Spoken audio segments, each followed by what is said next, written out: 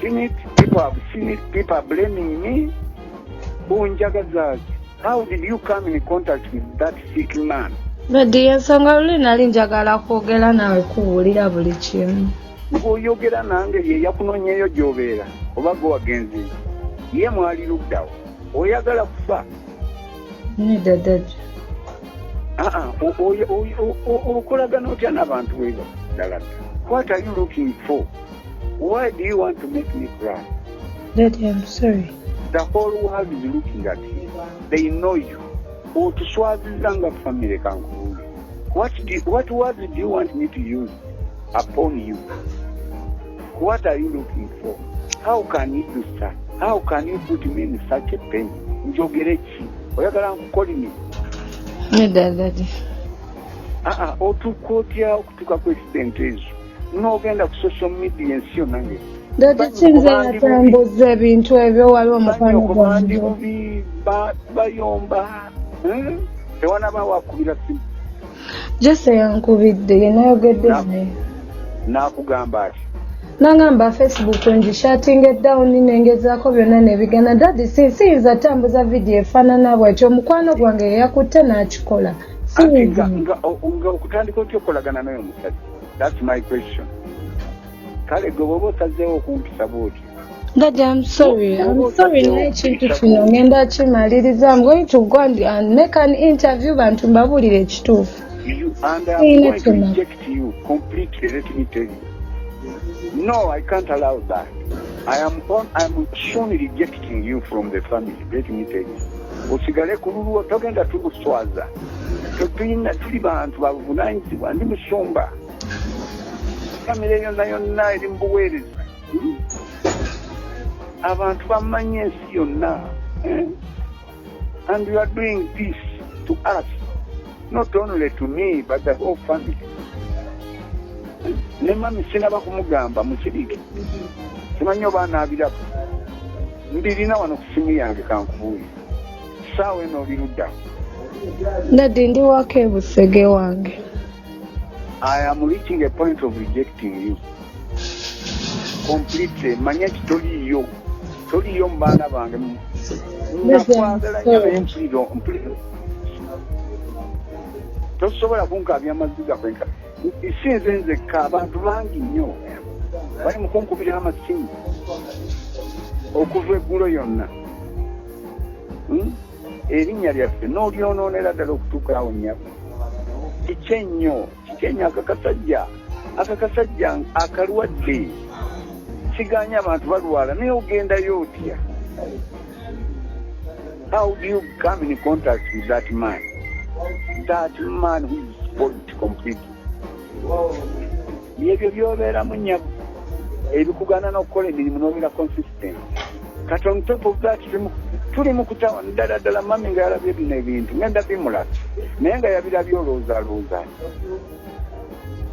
sinabimulaga mbirina kusimya ate naye ayinza obifu. How can you get involved in such kind of things? Am I worse that? No, are you pleasing me? Are you pleasing me or you are making me die? I'm shaming you, Daddy, I'm sorry. You are shortening my days.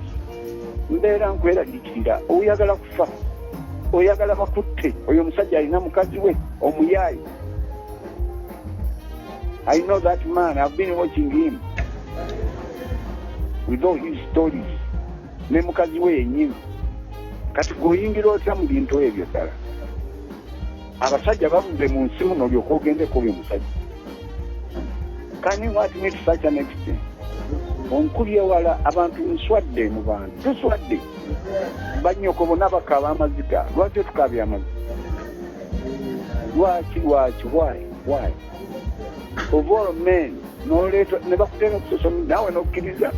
Takkiriza Daddy, takkiriza kikutte even if it were in secrecy. You are not a candidate for that.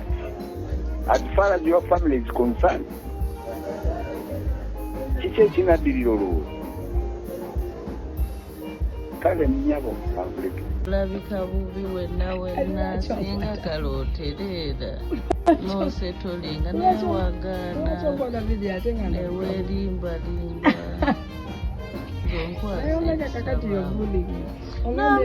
bullying onkwase nakunze njagala oterere gwe tunula gerindako kati gwe olaba bwewemwola okyalayika God is powerful, but sembera soko sembere wano bulungi nyaka fesi kako nkala ate nakasige tokyamanyika kuba okuta ekisirinza sitegedde abakazi b'okumuzigo omukwano balabika bulungi gwoba olina waawo sasa nyirinya lyange ali mu bbala mmanyira nsinikira ebinyo deep down muntu mukulu ategeera alina amagezi just in the name of protecting fee nga ate talina kitiibwa kyamuwaamu nze bwe yasombanga nga ebyo byabadde awo zambo nga sirina sente zani ze yali alyanga yolwo olunaku olwaffeemu lwagamba nti nno namugamba tugende kwokya ey'omuyita nti mubuulire bukaseera kubeera nga nsaba busigala nemugulira zikirabu that very day akukamatsi ke yali nako kajja ne kaŋŋamba kati agambe mbu kolaki ayagala club bbiri nga ndi eri ne bakwano bange I have proof kitegeera nsobola obbayita ne bajja ne boogera amazima sagala kati ate anzimbireko nnyo lwokubanga ye bamanyi mulalu naye ate nange ndi mulalu navaako saa zino sirina kyennebwe yatalina kyagenda fiirwa n'ebyekisiru byankangakanga mbu agenda kunsiba agenda asiba ennyoko taddamu nakummanyira kuba kati nze navuddeko zakyadde dda I cannot respect someone namanyira bwatyo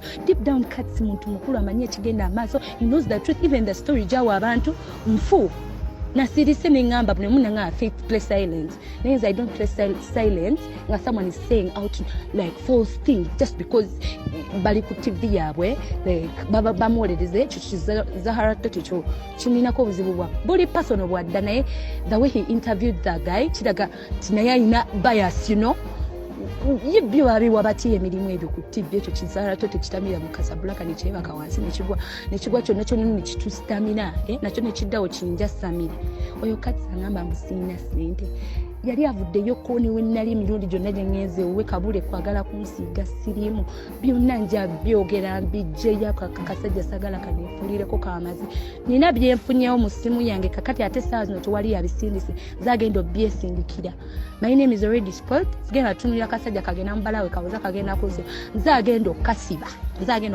okakubeera emmotoka yaako nebyo byonna byetubadde tuze mubala nga wenkasonyiwa nga wekansanga n'abantu bagayi buli kansanga kwevu nekyali wange tekamumanyi nga kajja kakola ki nga kajja kaŋŋamba kagamba gayi can I please talk to her nekansika nekantwala eri mu ttooyi buli omu yali ali bwaliye ninkola ki neŋŋenda nga manyi oba ŋŋamba ki nakwata bubbando bayali ezegyewo obusente okwo olunaku lwe nasooka olaba kati nga alina ku sente nga okitegeera neze mu byonna bye mbadde mpitamu ne audio genda ziwulira nali mu recording kuba omuntu bwe mbadde ndiringa naye mbadde mumanyi for a long time so mbadde mmanyi kiseera we kiti kijja tuuka wandiireko amazi kati saagala agandiireko kubanga simutya ate nsaba mukama aleme munsanza kuba simutya ate atalowoozaako okunsika kubanga ebyo bye byansiba n'ensirika nali ntamidde ye ne banne ne bankwata ne batandika okunkuba just because mbulwa mpaka kugenda waka byebiki ebyo olumala nga kagamba nze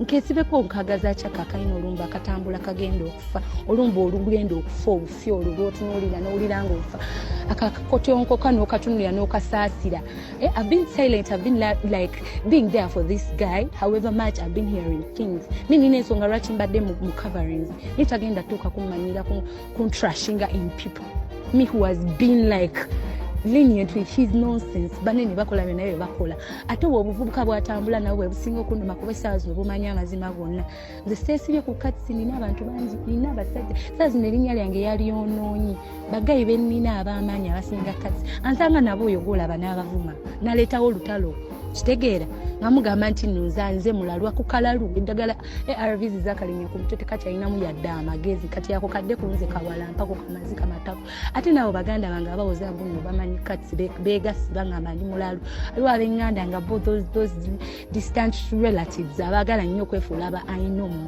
bagambe tebandiira ku mazi bonna si be bali awo abategeere nnyo tebaddamu kummanyira apparently saagala mmanya kiddako I'm really pissed with that foolish man. That old man. I wish I could slap his face right now. Because videos endi mukula wezigenda around ziri annoying. Yet deep down he knows the mess he has been doing all along. Nainga serious.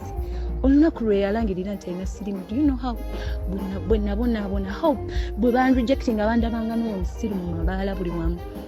Ne munyonyola ne mu motoka recently ne mga omanyi nti bino bye wakola tebyayisa bubi gwe kana nga ye faith yali simanyi nti bwe binakuyisa bubi.